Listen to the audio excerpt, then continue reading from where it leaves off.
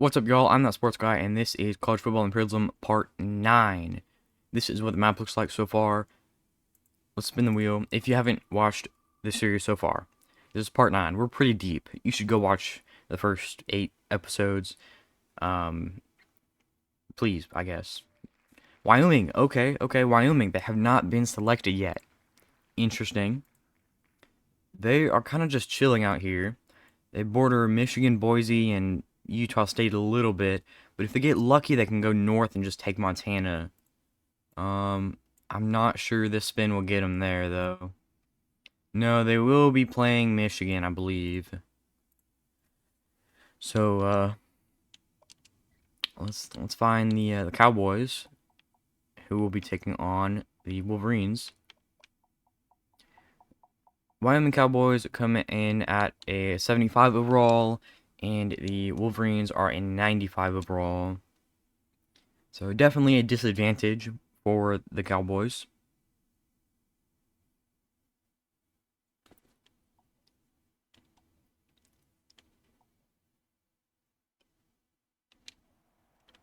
We're at Michigan Stadium in dazzling Ann Arbor, Michigan.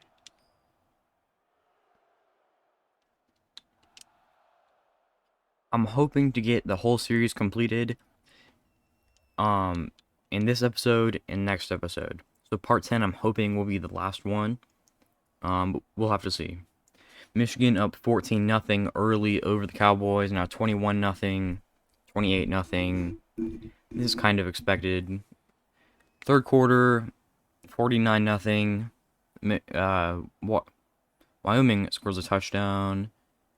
This is going to be a blowout, though. 59-7 is the final.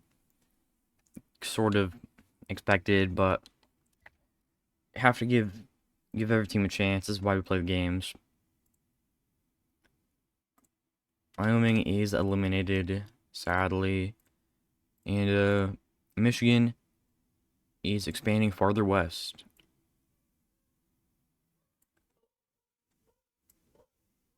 Wyoming was one of the last G5 teams, I think. No, there's still a couple of them. They're one of the last team. Well, I don't know. Michigan claims a completely new state. And they stay alive. Good for them, I guess. Wyoming off the wheel, 33 teams left.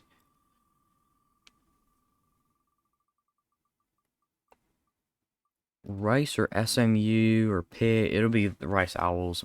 I don't think they played a game. No, they haven't. So they could play Houston, UTSA, SMU, or Texas. From this angle, can they play Houston from here? I think they can play Houston from here. Yeah, I'll say Rice at Houston. That works. Sort of a inner city rivalry. It is an actual rivalry.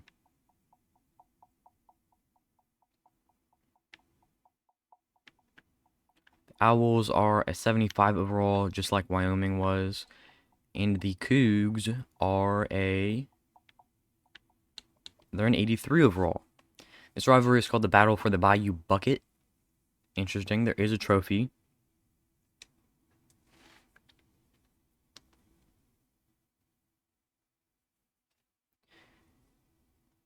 Houston's defense is much better than Rice's defense, but besides that, the teams are pretty similar.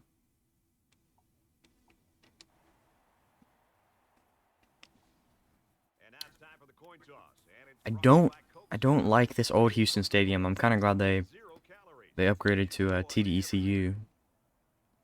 I've never visited the stadium, but from the way it looks, at least in this game, I can't imagine it was great. Although I think this is from the times where Houston was still playing Conference USA.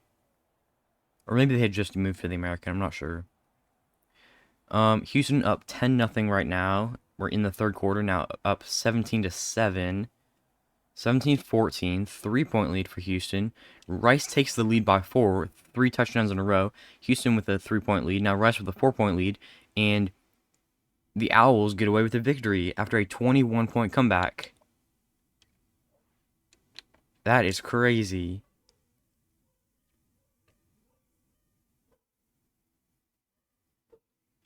Two turnovers for Rice, one for Houston. 315 passing yards from JT Daniels, I think. But Luke McCaffrey had almost 140 yards, 2 touchdowns. Donovan Smith played well. Nelson Caesar played very well. 10 tackles, 4 TFLs, sack, forced fumble recovery. Pretty big upset there. As Rice takes down Houston. The Cougars beat Louisiana Lafayette. Previously, that's how they claimed their bit of land farther east. But now the Rice Owls will have sole control over this part of the bayou. Bayou, that's not really a bayou right there. You know what I mean. Area, swampy area, I don't know. Where was I going with that? Houston, off the wheel, 32 teams left. I'm going to try to do 16 more this video and 16 in the last video. Next video.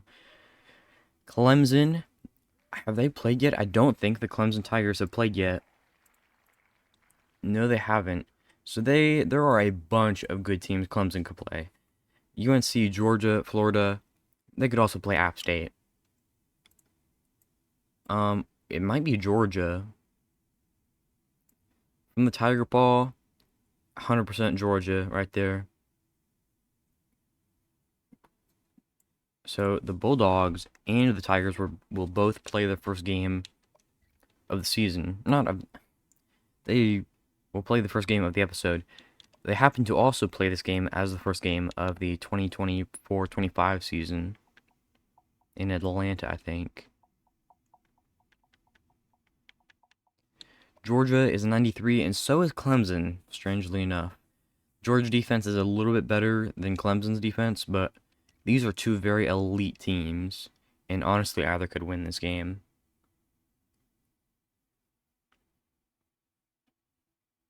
Clemson might not be playing like a 93 overall team on the field this past season, but they definitely have a talented roster. The famous privet hedges at Sanford Stadium are as old as the stadium itself, dating back to the first game played here in 1929. Kickoff from Athens, Georgia is next.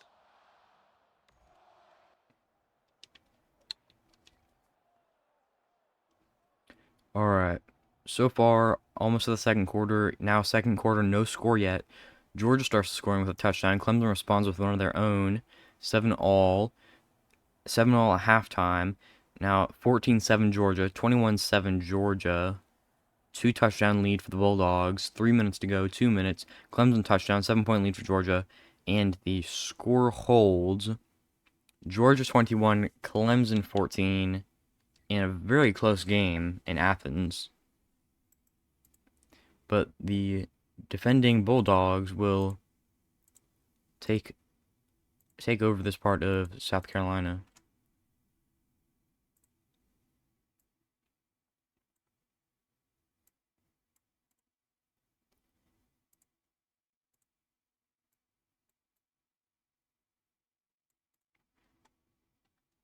They have now a good little spot there in between Florida and North Carolina, two teams that have been playing very well so far. Clemson off the wheel.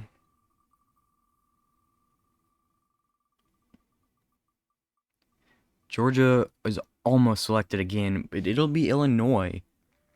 Illinois has not played a game yet. They're in a pretty weird situation where they could play Arkansas, Western Kentucky, or Michigan. All three teams have been playing very well. All three teams have a very sizable chunk of territory. The arrow is going to take them southeast into Western Kentucky. So we'll have Illinois at WKU. Western Kentucky has taken down a couple Power 5 schools. They've been playing very, very well. I think they're a, what's their overall? 75? No, 79, wasn't it? Yeah, 79, but so is Illinois. The Western Kentucky offense is a little bit better, but Illinois' defense is a little bit better. So overall, it kind of evens out.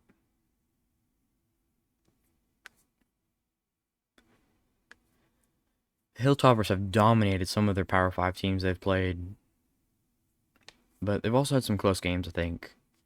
Illinois, again, this is their first game. Recently expanded to 22,000 seats. We're in LT Smith Stadium today for what should be a great battle.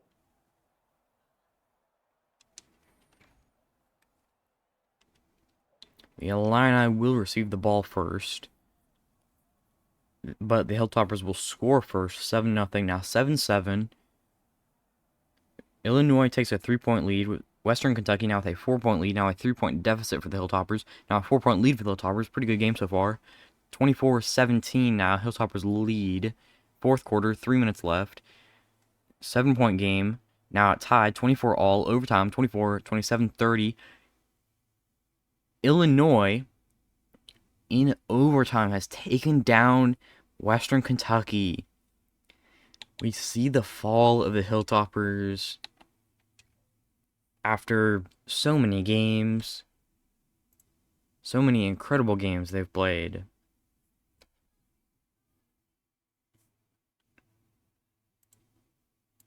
Okay, where was I? Oh yeah, Illinois takes down Western Kentucky. Sort of a sad day. Western Kentucky, it's kind of a feel-good story to see a Group of 5 team dominate and play well. Kind of what happened to Cincinnati in 2020. They definitely didn't have the best team. It was solid, but it was a good feeling to see a small school get a lot of attention. But the Hilltoppers' ride has come to an end as the Illini defeat them, and they will remain on the wheel.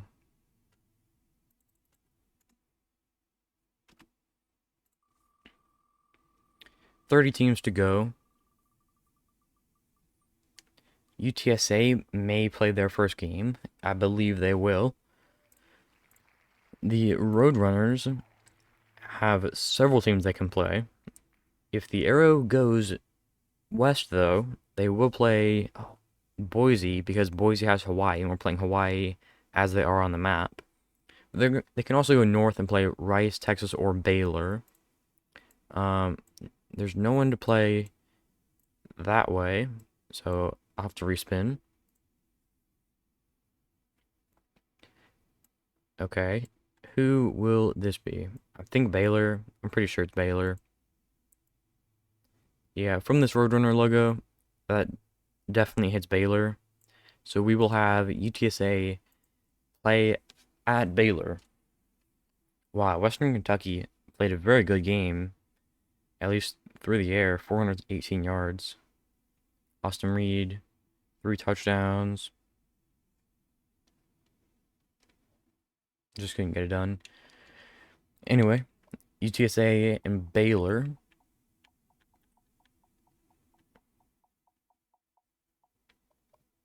The Roadrunners are an 83 overall. I think they're one of the highest rated G5 schools in these rosters. But Baylor is also an 83 overall. UTSA's offense is a little bit better, but their defenses are the same over. Wait, no. There we go. Almost had them play Boise State. That would have been bad. UTSA's offense is still a little bit better, but Baylor's defense is 1 overall better than UTSA's. This game being played in Waco. Baylor lost to Texas State this season, so really anything can happen when Baylor plays a G5 school.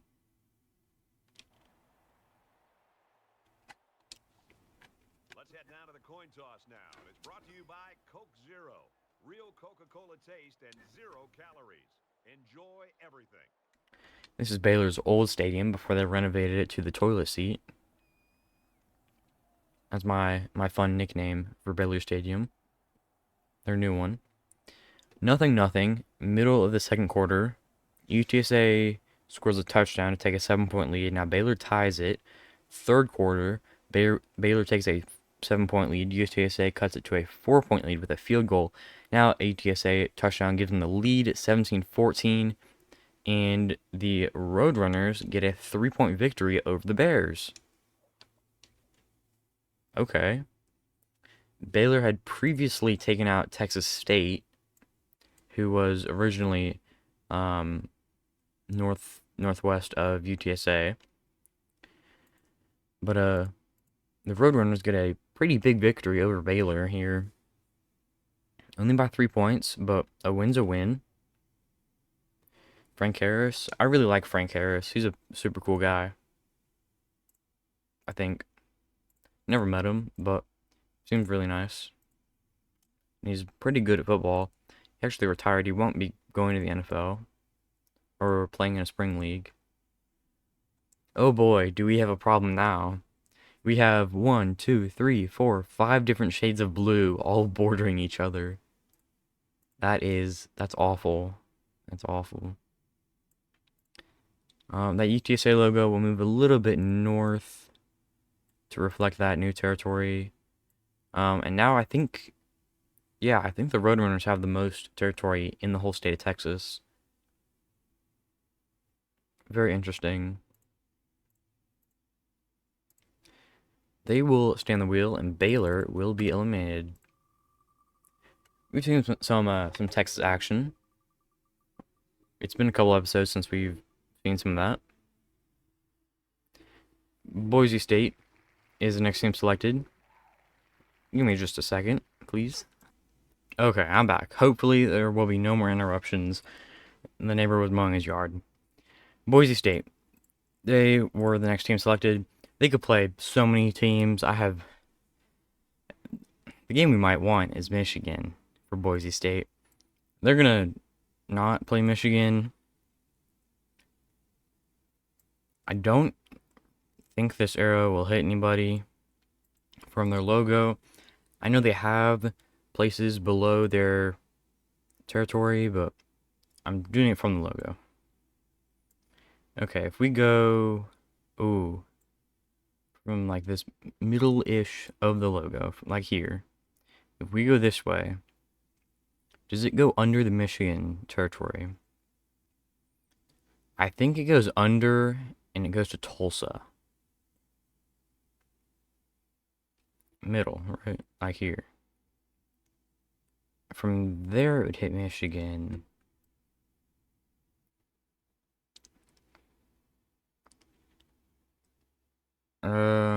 Oh.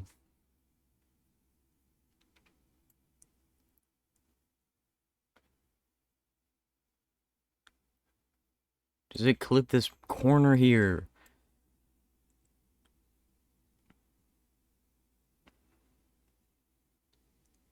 I think it goes beneath Michigan's territory, and it'll hit Tulsa.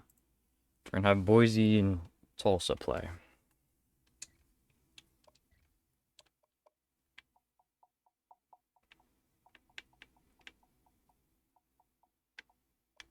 Broncos are an 83 overall, and the Golden Hurricanes are a 75 overall. But they do have the home field advantage, and I believe they took out OU. That's how they're still here. Beat Oklahoma and Norman. They got a pretty good kicker, but Boise also has a good punter. Boise State also has a really good running back. Welcome to Skelly Field at H.A. Chapman Stadium. If I remember correctly, Tulsa has the lowest enrollment of any FBS school. It was either except for military academies, or it was either fewer than military academies. It was crazy. They have like 3,000 students. Score now 24-14. Tulsa leads by 10 points. Now only 3 points. Now a 5-point lead for the Golden Hurricanes, and they're extending their lead. It's 33-28 right now. 5-point lead. 1 minute, 29 seconds. And Tulsa has upset Boise State. Oh my gosh. 2 massive upsets for Tulsa. Final score 33-28, Golden Hurricanes. Are you for real? Boise State had 2 turnovers.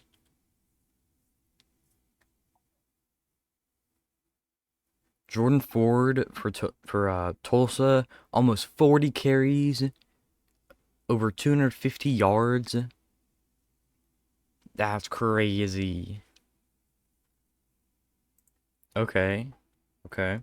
So we'll get rid of one of these blues. It'll be the Boise blue. Wow. Okay.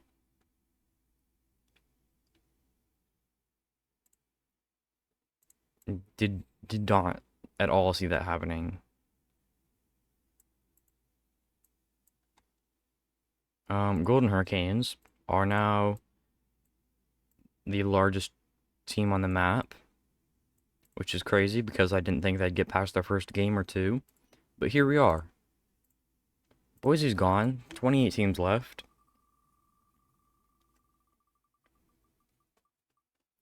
App State or Arkansas will play next. It's going to be the Mountaineers playing their first game. They're here. They border a bunch of pretty good teams. Tennessee, Georgia, and UNC. North Carolina could take the rest of their state with a win over App State. But App State will not be playing UNC. They will be playing Tennessee.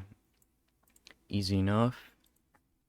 App State at UT.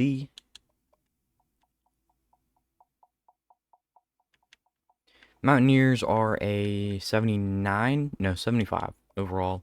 And the Vols are an 88. And they do play at Neyland.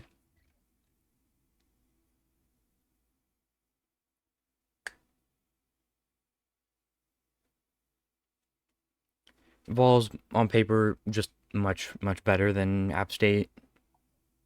They've got a bunch of good guys, good players. I feel like App State has some pretty good players too. They weren't great. They might have even... No, I don't think they made a bowl game this year. No, I don't think they did. But they still are a solid team. We're live at Neyland Stadium in Knoxville, getting ready for football. Packed stadium in Knoxville. Pretty good attendance by App State fans. 3 or 4 full sections. That's pretty good. Tennessee up 14-7 right now. At halftime, they lead by 7. App State keeping it close. 11-point lead for the Vols.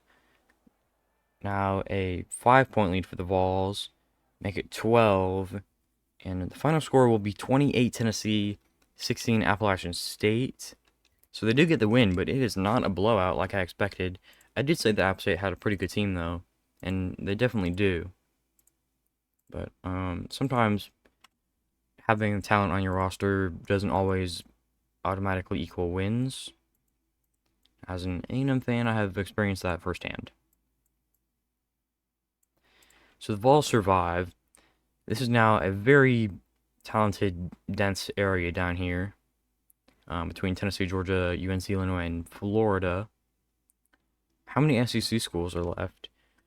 Arkansas, LSU, Ole Miss, Florida, Georgia, Tennessee. That's a good chunk. App State removed from the wheel. 27 teams remain. Ohio State or Ole Miss. Ole Miss would be playing the first game, but so would the Buckeyes. And it will be Ohio State who plays. Where are they going to go? So, they could play Illinois or Pitt. If they don't play Illinois or Pitt, this should be an easy win. Akron and Ohio are the other two teams that border them. Or maybe something crazy happens and they play UNC. Maybe. No, definitely Ohio from this spot on the logo. OSU at OU or UO. Probably University of Ohio. Well, it could be Ohio University. Buckeyes at Bobcats.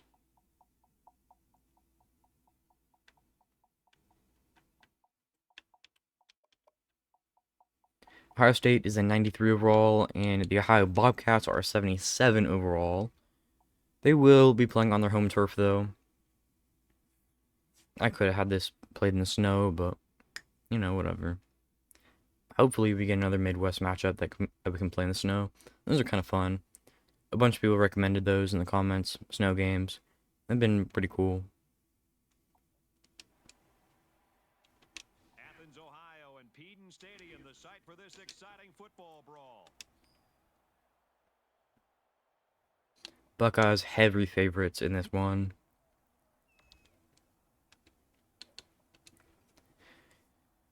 Let's see. Ohio State up 7-0. Now 7-6. Ohio misses their extra point.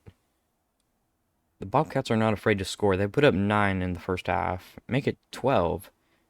Current score, though, 29-15 Ohio State. Now 32-15. 17-point lead for the Buckeyes. Now a 20-point lead. And that's how it'll end. 35 Ohio State. 15 Ohio. The Buckeyes take care of business. And they will expand south.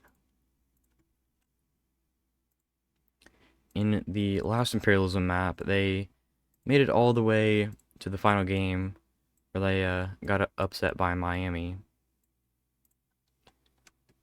They could definitely still win it here. Although there are 20-something, it'll be 26 other teams remaining who will have to outlast. Only 26 teams. We've come so far. We are 100 teams down, actually. 100. 100. Wow. 100 games. 100 teams eliminated. Oregon is the next selected, though. The Ducks are kind of just chilling on the West Coast. They took out Oregon State and Cal. They could definitely play Tulsa, or they could go north and play Washington, or they could go south and play Southern Cal. It looks like they're going to be playing their rivals up north.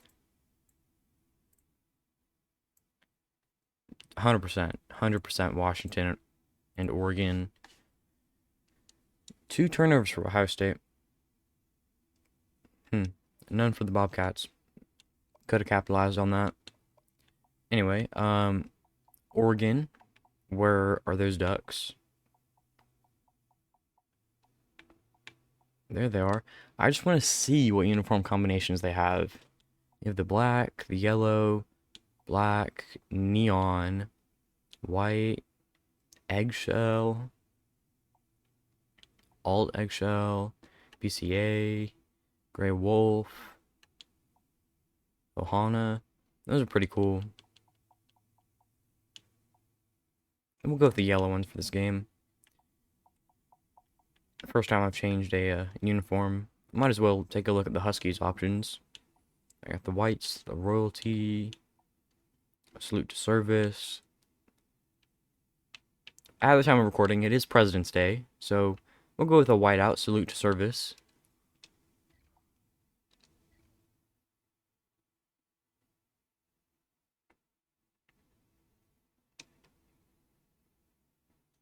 Pretty close overalls here. Literally 91 overall for both teams.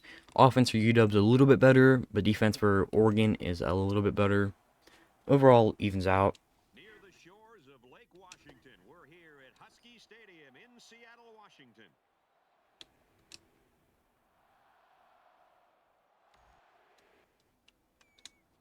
I have no idea who's going to win this game.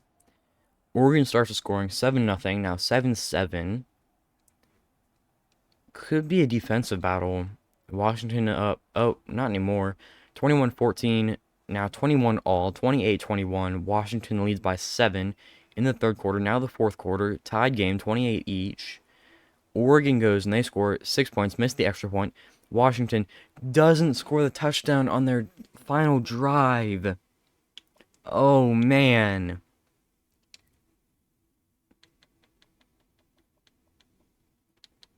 They had a penalty and they ran for it on 4th down, and then Oregon got the ball.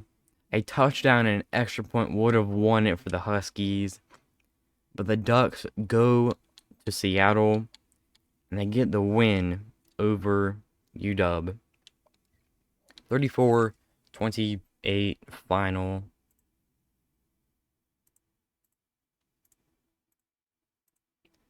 Some more West Coast movement.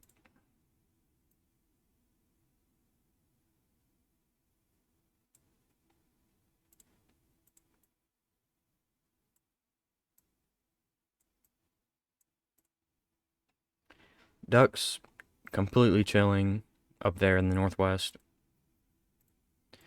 They will stay on the wheel, and Washington will be removed. The next team selected, only 25 teams left. Next team is Arkansas, who has, I mean, they've been here. They beat Arkansas State and Missouri, who beat Iowa, who beat Iowa and Northern Illinois. 2 wins for Arkansas. Most likely they play Michigan, but there are a couple other teams they could play. No, 100% at the Big House, Arkansas will be playing Michigan. We'll have an SEC versus Big Ten matchup here. Those aren't all too common. Razorbacks, they're like an 88 overall, right? Yeah, Razorbacks are an 88. The Wolverines are I think 95, right? Yeah, 95 overall for the Wolverines. And it's being played at the Big House, and they have this guy, Blake Corum, on their team. As a Texans fan of the NFL, I wouldn't be upset if we snagged Blake Corum in like the 3rd round. That would be cool. Although I think we have a pretty good running back already. We could, I don't know. Depends on who we resign. We're at Michigan Stadium in dazzling Ann Arbor, Michigan. I think he's the top running back on the board though, Blake Corum, and he's not a 1st or 2nd round projection.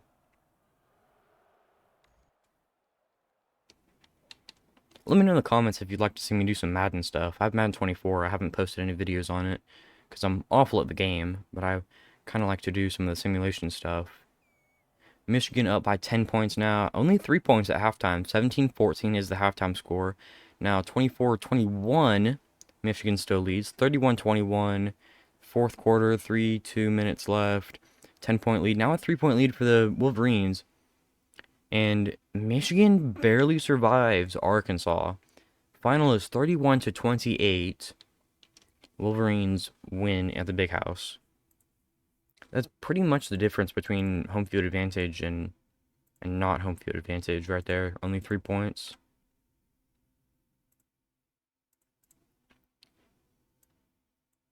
Crud. Not what I meant to select. We will eliminate this very large Arkansas border. The odds were pretty high they played Michigan, and they definitely... Oh, man. Here.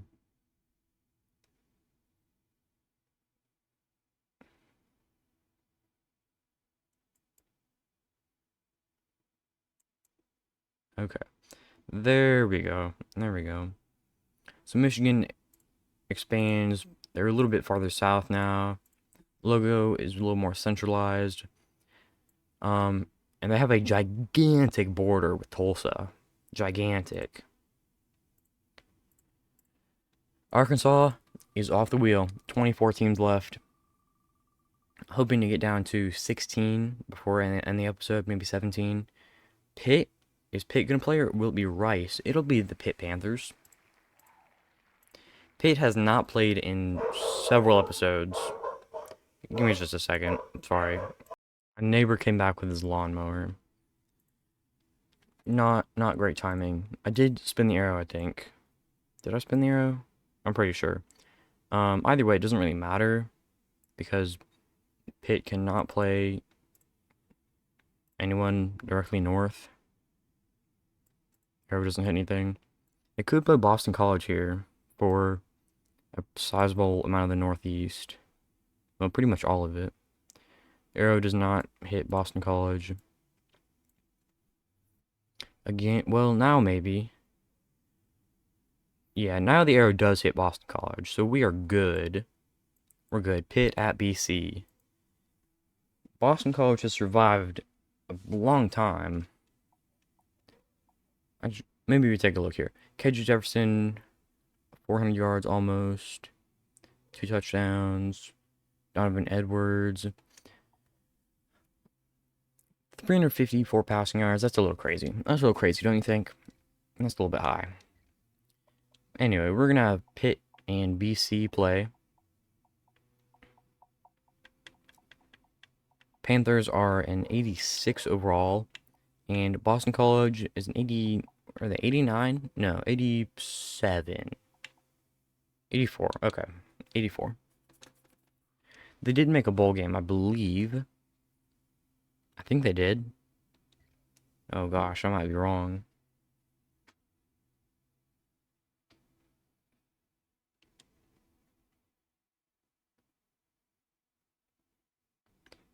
Pitt 86, Boston College 84. Offenses are the same. Pitt's defense is a little bit better.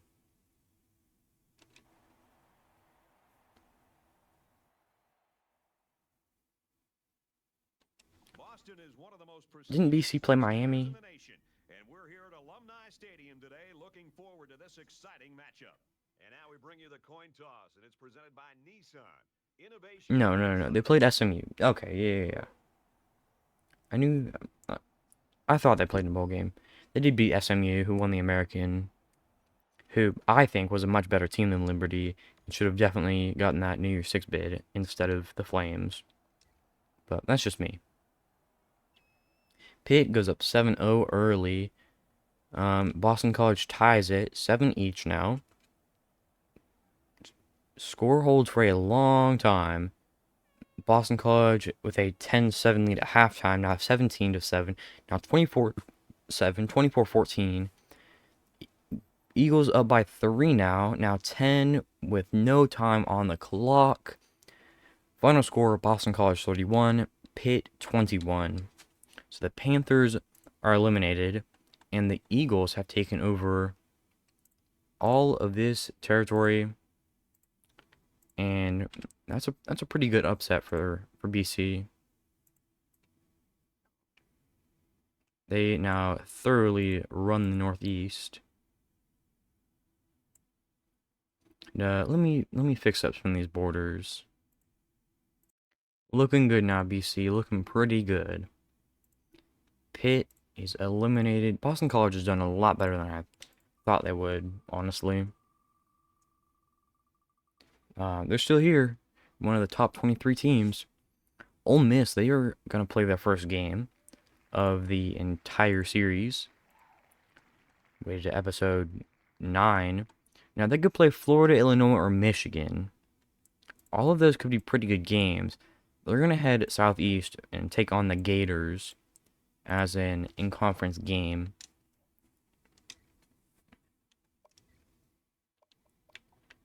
Ole Miss.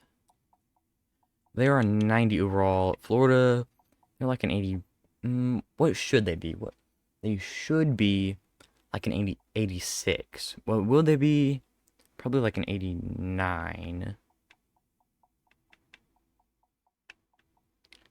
84. Whoa. That is way lower than I thought. Wow. They've made it this far, so they can't be awful. I could say the same thing for Ole Miss, but they haven't played a single game. This is their first. And they're going to have to go to the Swamp. Gainesville, Florida. Here the fans are I should have made it a night game. a high-powered football game.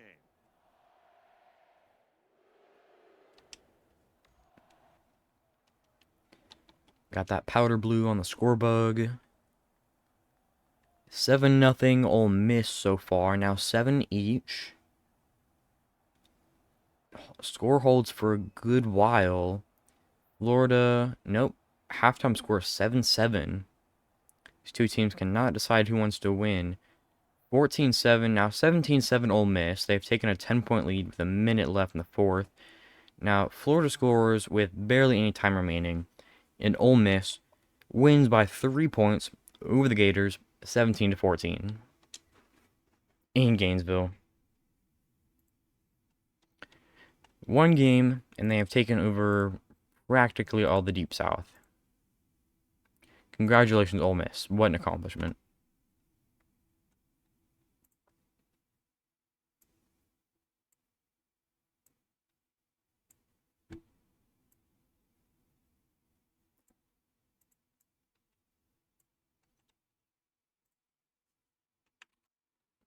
Now, the Rebels they're doing pretty good for themselves already. One game in, and they're one of the top teams on the map. Although, how do you even rate teams like this? Because having a lot of territory doesn't mean you're a great team. You could win one game and get a lot of territory, just like the Rebels did. But they are a good team. I don't know. It's difficult. Again, this is just like for fun. It doesn't actually mean a lot. Ole Miss with the win though. They're gonna stay on the wheel, and the Gators, where are they? Way up here. Gators are eliminated. 22 teams left. 22. Georgia or Illinois. It'll be Illinois. They're gonna play their second game. They beat Western Kentucky earlier.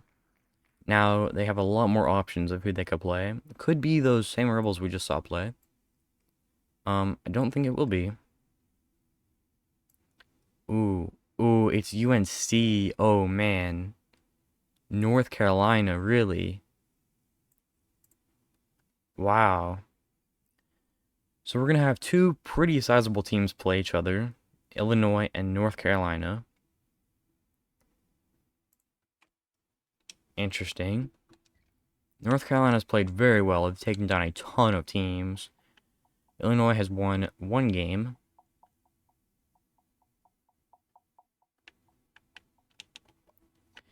Illinois is a 79 overall. UNC is like a 92. No, 88. I keep thinking they're in the 90s, but they're actually 88. The Tar Heels do play pretty well at home. And that's where this game will be, Chapel Hill. 9 overalls better for UNC. Offense with Drake May is much better than Illinois' with Altmaier. And the defense is 6 overall better. Although the defense wasn't anything crazy, if I remember correctly, from this past season.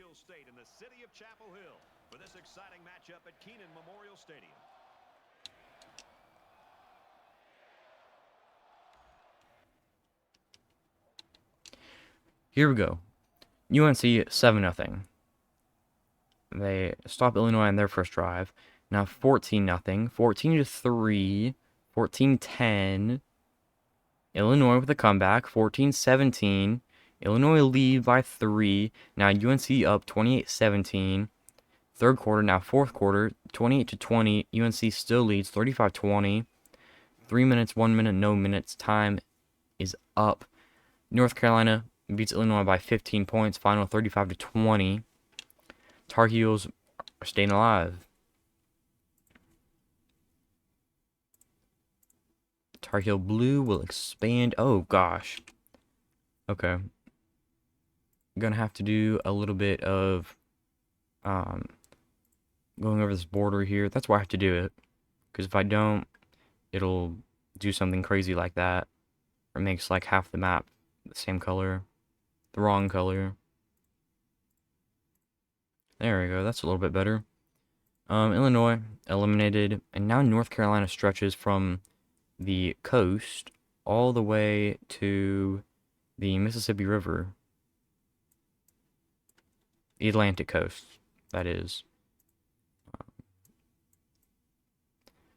I'll throw their logo right here in between Tennessee and Ohio State. Definitely won't result in anything awful happening. And I'll have to go over these borders because they're all a little bit thin. So, give me a second. Okay, I'd say most of the map looks pretty good now. Um, Went over almost the whole entire thing, but maybe I missed a spot. There, looks better. I could probably use the paint bucket and do it, but I think it looks pretty good when I do it by hand. That's why I keep pausing it, and doing it by hand. Um, so you kind of just don't have to watch the whole thing.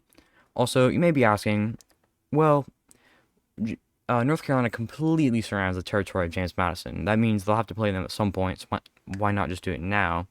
Well, it's because, say, Cincinnati could upset North Carolina, and then Cincinnati could beat North Carolina, but JMU wouldn't necessarily beat or Cincinnati wouldn't necessarily beat JMU, so JMU could beat Cincinnati from the inside, and it's complicated. I just leave things because they could have an impact later on. Um, so basically what I'm saying, because James Madison is completely encircled, engulfed by North Carolina, it doesn't mean they will have to play them at some point. End of rant. Only a handful of teams haven't played a game so far. Some of them are UCLA, Utah State, UTEP,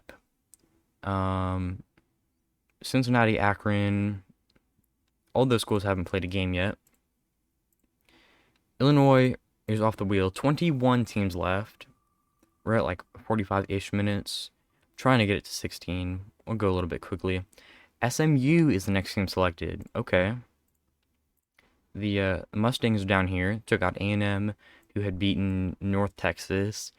There are a couple pretty good teams they could play. My guess is on Tulsa, but maybe LSU, potentially Rice. Oh, it will be Tulsa, actually. So we will have the Mustangs play the Golden Hurricanes in the next game.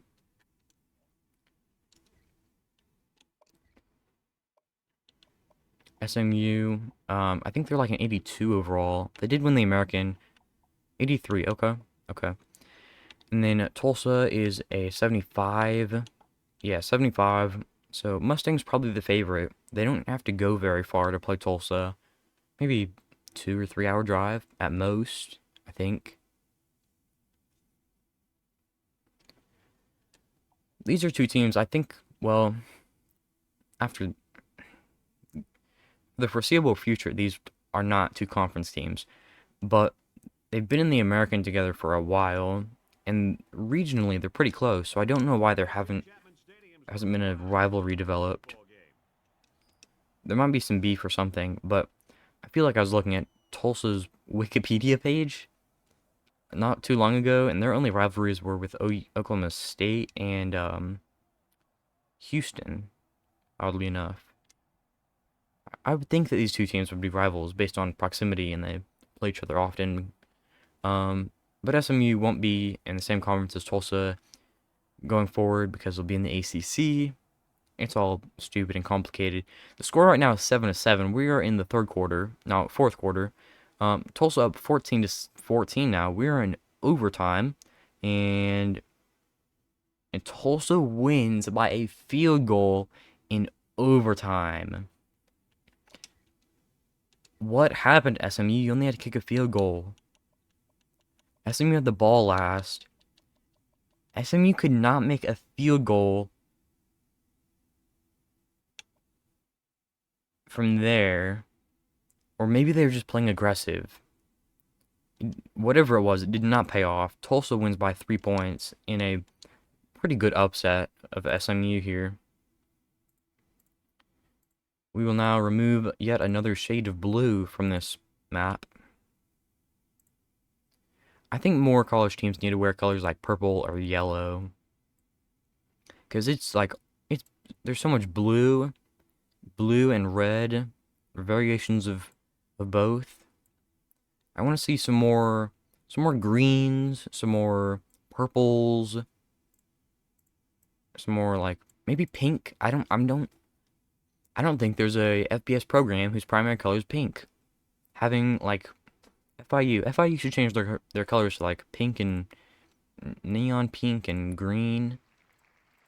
Fit that like Miami vibe. FIU's not on the They were never on this map, because they're not in the game, but they are an FPS program. Their main color is blue.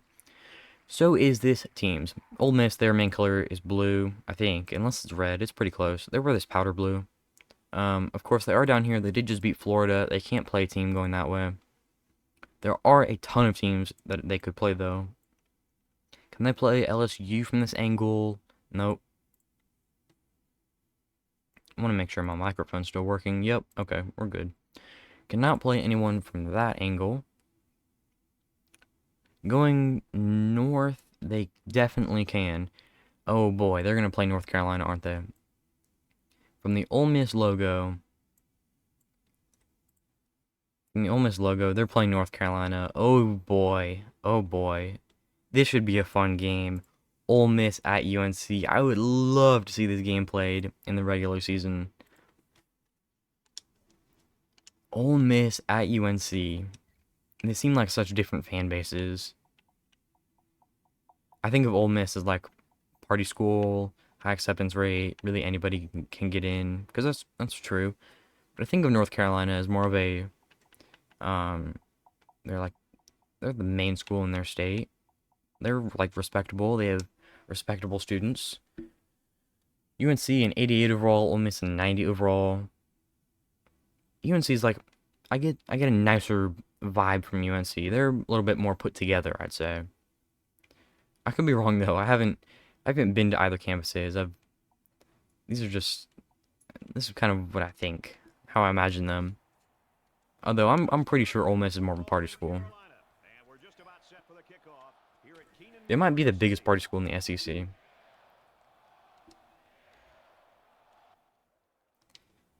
They do have the Grove. It's kind of what makes me think that.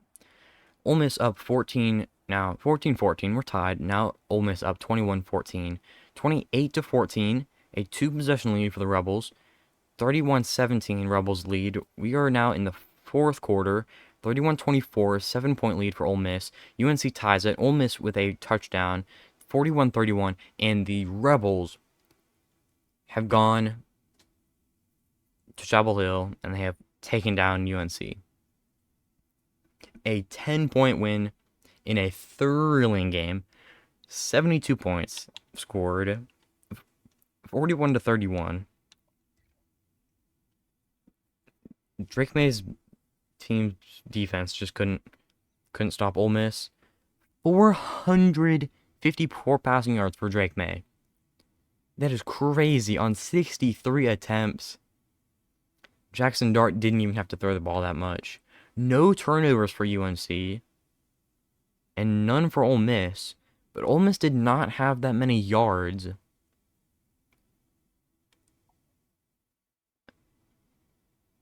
They must have returned like several scores for touchdowns.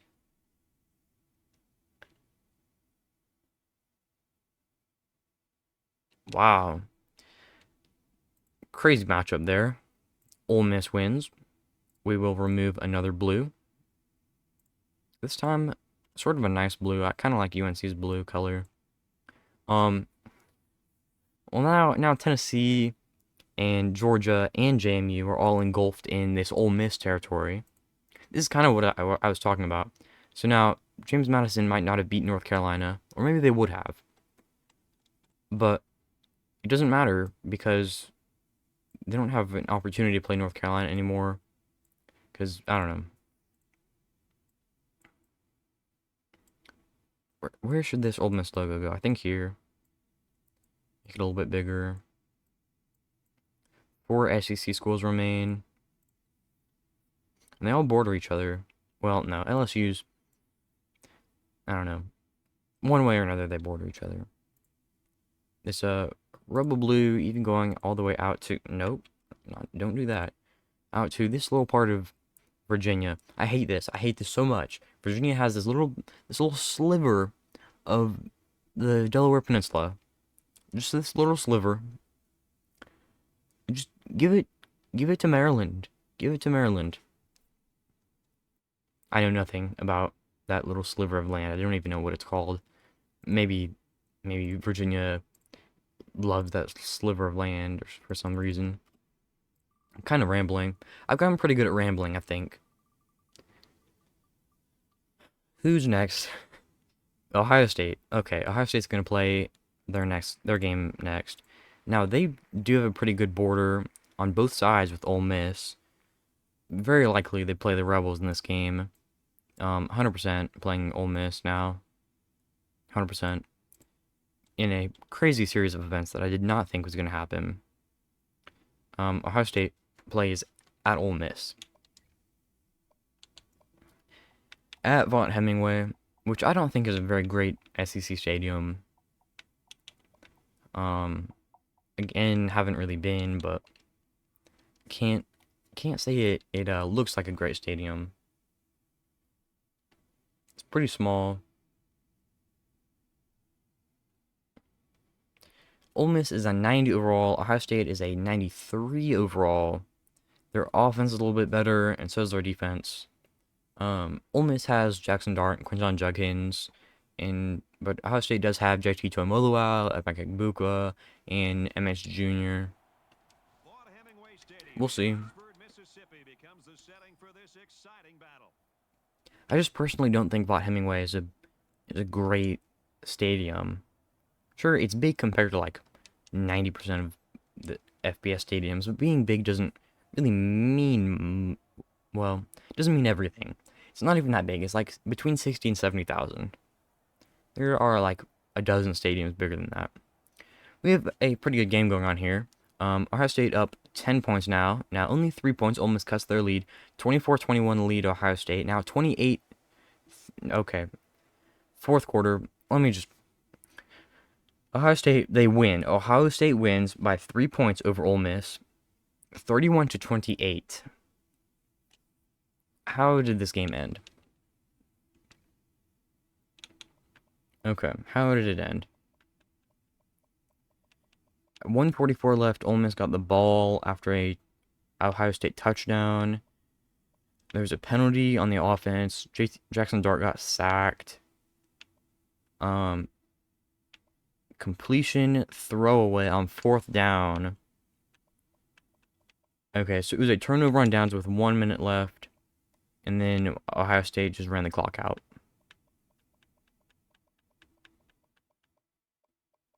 Interesting. Ole Miss only needed a field goal to take it to OT. Final score again, 31-28 Ohio State. And not really an upset, because they had the higher overall, but sort of an upset. Seeing this most gray on the map, it's like a little bit nauseating. Because gray is not even one of Ohio State's main colors. I had to use this gray because there were so many red teams around Ohio State. Buckeyes, I'll leave their logo sort of over here. Sort of where Ole Miss's was, but a little bit closer to Ohio State's territory. Now, 4 teams are completely engulfed. Cincy, JMU, Tennessee, and Georgia. Gotta change this little island's color again. Oh, didn't notice this. I forgot about Hawaii again. Sorry, Hawaiians, I guess. Do I need to be sorry? I don't think so. Forgot to change the shade of blue over here. So, several big things. Ohio State, gigantic. Michigan, gigantic. Tulsa, enormous. Oregon dominating the West Coast for the most part. UTSA, pretty big in Texas. Boston College dominating the Northeast. And Akron hasn't played a game yet. Terrible. 18 teams left. What time are we at? We are at 1 hour. Here's Akron. Will they play? Yeah, Akron's gonna play. Okay, cool. Akron can either play Ohio State or Boston College. 100% playing Ohio State. Cool. We'll go ahead and play this one in the snow at the shoe. That could be cool. Akron on the road and Ohio State at home. The Zips are a 75 overall. Their offense isn't horrible. It's a 79. Do not even compete near Ohio State's level. Let's go medium snow. Ooh, 6 o'clock medium snow at the shoe for Akron.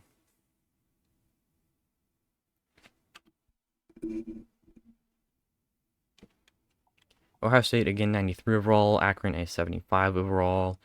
Who are Akron's top players? They have a decent receiver, middle linebacker, and punter. Built in Okay. 1922, we're in Columbus, Ohio, at the Horseshoe to see what should be a great football game.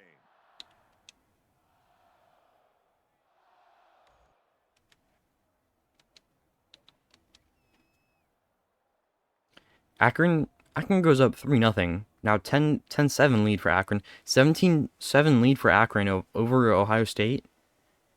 17-14 lead. Ohio State trails by 3. Now they're up by 4. Okay. 21-17 Ohio State leads. 28-17. Okay, 35-17. Calming down a little bit. Okay, Ohio State does win. 35-17. Akron led by 10 points, that was crazy. They do get eliminated in their very first game though. They played pretty solid. They did have 2 turnovers, which really cost them. The Zips are gonna be eliminated.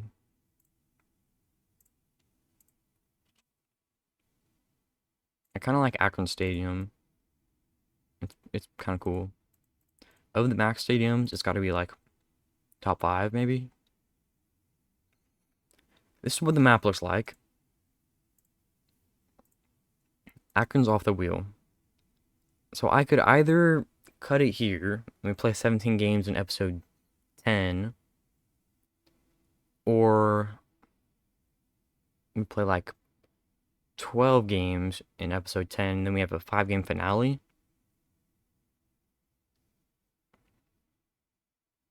I think we'll have this episode and 2 more. So then we can watch some of the last 5 games. We'll do that. So for now, that is all. This has been crazy. I don't even know how to go over the games. There were so many games in this episode. This is what the map looks like. There are only 17 teams left. Like, subscribe, comment, all that stuff. 2 more episodes after this. Thank you so much for watching, and until the next one, peace.